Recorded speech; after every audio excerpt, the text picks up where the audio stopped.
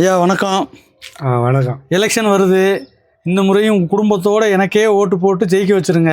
நம்ம ஊருக்கு என்ன பண்ணணுமோ எல்லாம் நல்லா பண்ணி கொடுக்கலாம். 5 வருஷத்துக்கு முன்னாடி இதே மாதிரி தான் வந்துட்டு ஐயா வணக்கம் ஓட்டு போடுங்க ஓட்டு போடுங்கன்னு வந்து கேட்டீங்க. குடும்பத்தோடு 5 பேர் 5 ஓட்டு போட்டோம். உங்களுக்கு தான் ஒரு தெருவிலுக்கு அப்பயே பிஏ கூப்பிட்டு அதை ரெடி பண்ணிவிடுன்னு சொன்னேன். பாரு எரியுதா பாரு, லைட் எரியுதா பாரு. ரோடு என்னமோ அப்பயே தார் இன்றைக்கே நான் நாளைக்கு போட்டுறேன்னு சொன்னேன். போய் பாரு, தார் ரோடு போய் பாரு.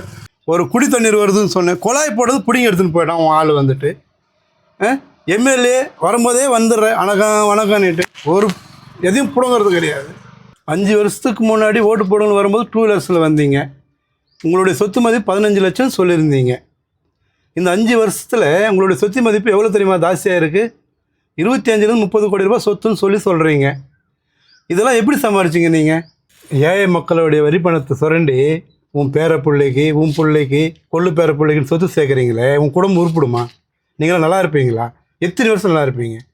இன்னொரு முறை ஏதாவது ஓட்டு கீட்டுன்னு சொல்லி இட்டுக்கிட்டு பிஏக்கின்னு சொல்லி வந்தோன்னா உன்னையும் சேர்த்து அடிப்போம் கலங்க போங்க. மக்களே சிந்தித்து செயல்படுங்க, சிந்தித்து ஓட்டு போடுங்க. அனைத்து மக்களும் ஓட்டு போடுங்க. ஜாதி மதம் பார்க்காதீங்க, பணம் கொடுக்குறோன்னு பார்க்காதீங்க, ஊருக்காரன் சொந்தக்காரன் உறவுக்காரன்னு பார்க்காதீங்க. நம்ம நாட்டுக்கும் நம்ம வீட்டுக்கும் நம்ம மக்களுக்கு யார் நல்லது செய்வாங்களோ அவளுக்கு மட்டும் ஓட்டு போடுங்க. மக்களே மறுபடியும் சொல்கிறேன், இந்த ஆட்சி மக்களுக்கான ஆட்சியாக இருக்கணும். சிந்தித்து ஓட்டு போடுங்க. இந்த முறை நம்ம ஆட்சியாக இருக்கணும், மக்கள் ஆட்சியாக இருக்கணும்.